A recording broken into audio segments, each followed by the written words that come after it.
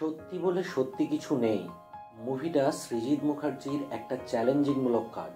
কারণ আমরা যখন একলা বসে আপন মনে আপন খেয়ালে নিজেরা কিছু ভাবি বা যখন আমরা কোনো স্বপ্ন দেখি, একটু ভাবলে খেয়াল করবেন আপনাদের কাছে সেই ভাবনাগুলো সত্যি লাগতে আরম্ভ করে।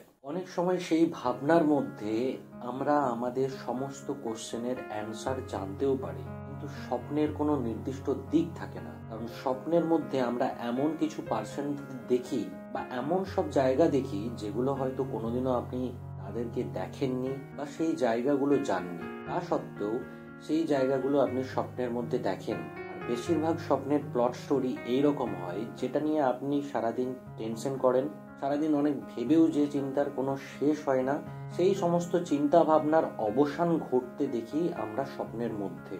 কিন্তু সৃজিত মুখার্জির কাছে চ্যালেঞ্জিং পার্ট হলো তিনি এই সিনেমাটার মধ্যে যে কটা ক্যারেক্টারকে ইন্ট্রোডিউস করেছেন তাদের সকলকে নিয়ে। কারণ সবারই আলাদা আলাদা চরিত্রের ওপর আলাদা আলাদা চারিত্রিক বৈশিষ্ট্যকে ফুটিয়ে তোলা এটা সব থেকে কঠিনতম কাজ।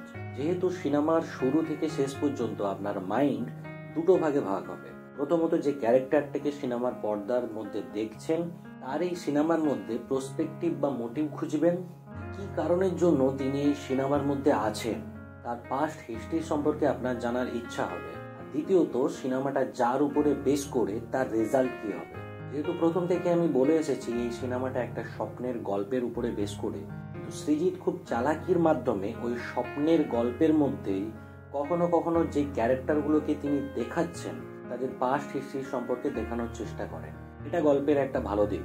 সেইভাবেই যে ক্যারেক্টারগুলোকে এই সিনেমার মধ্যে দেখানো হয়েছে তাদের চ্যালেঞ্জিং পার্ট হলো তারা যে রোলটা সেখানে করছেন সেটা প্রথম থেকে শেষ পর্যন্ত একইভাবে বজায় রাখা। যেমন প্রথমেই বলতে হয় কৌশিক গাঙ্গুলির চরিত্রটাকে নিয়ে। তিনি এখানে একজন ব্যারিস্টারের চরিত্রে অভিনয় করছেন। কোনো কোর্টের জাজ যে প্রমাণের ভিত্তিতে সবকিছু বিচার মামলার শুনানি দেয়, তার কাছে নিজের পারিপার্শ্বিক ব্যাপার যতটা গুরুত্বপূর্ণ, প্রফেশনালি নিজের কাজটাও ঠিক ততটাই গুরুত্বপূর্ণ। দুটোকে একসাথে কম্বাইন করে তিনি কখনো কোনো কাজ করতে পারবেন না, এটাই দেখানো হয়েছে এখানে। ঠিক সেইভাবেই একজন ট্রান্সজেন্ডারের চরিত্রে অভিনয় করেন পরমব্রত।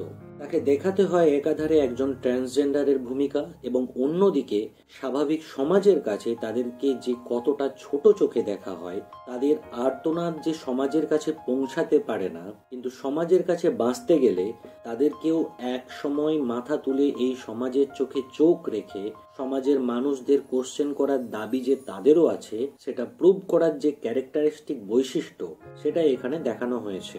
এরপর ধরুন এমন একজন কঠোরতম বাঙালি যার কাছে 1971-এর বাংলাদেশ থেকে এই দেশে চলে আসা বাঙালিরা ঘৃণ্য এবং এই দেশীয় স্বাভাবিক মুসলিম সম্প্রদায়ের লোকেরাও ঘৃণ্য।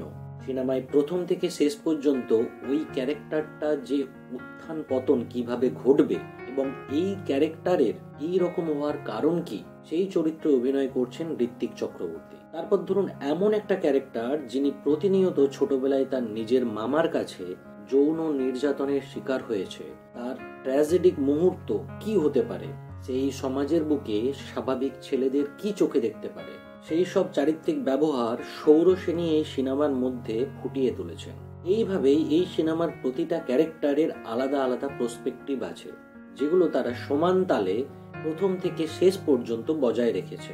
এই সিনেমার মধ্যে সৃজিতের একটা ভালো কাজ হলো প্রথম থেকে স্বপ্নের নেগেটিভ দিকটা আগে দেখানো। সিনেমা যত রান করবে আস্তে আস্তে সিনেমার ক্যারেক্টারগুলো এবং সাধারণ দর্শকরাও নেগেটিভ দিক থেকে পজিটিভ দিকে টার্ন ওভার নেবে। এটা একটা ভালো দিক। সব থেকে পজিটিভ দিক হলো যখন আপনি সিনেমাটা দেখবেন সবসময় আপনি ফিল করবেন যেন কোনো বিচারালয় বসেছে, যেখানে প্রতিটা লোকের প্রতিটা কথাই আপনার কাছে গুরুত্বপূর্ণ। যদি লাক বাই চান্স আপনি সিনেমাটার কিছুটা স্কিপ করে যান তাহলে ওই ক্যারেক্টারটাকে আর ধরতে পারবেন না, আর সিনেমাটা আপনাকে সেইভাবেই বেঁধে রাখবে। সব মিলিয়ে সৃজিত মুখার্জির সত্যি বলে সত্যি কিছু নেই আমার বেশ ভালো লেগেছে। আশা করি আপনাদেরও খুবই ভালো লাগবে। যতগুলো কথা বললাম যদি আপনারাও সিনেমাটা দেখে নিয়ে থাকেন তাহলে আপনাদের মতামত আমায় কমেন্ট করে জানাতে পারেন। এই ছোট্ট ভাইয়ের ভিডিওটা যদি আপনাদের ভালো লেগে থাকে তাহলে একটা লাইক দিয়ে চ্যানেলটিকে সাবস্ক্রাইব করে নিতে পারেন। চলুন দেখা হবে অন্য ভিডিওয়। আজকের মতো এখানেই, ধন্যবাদ।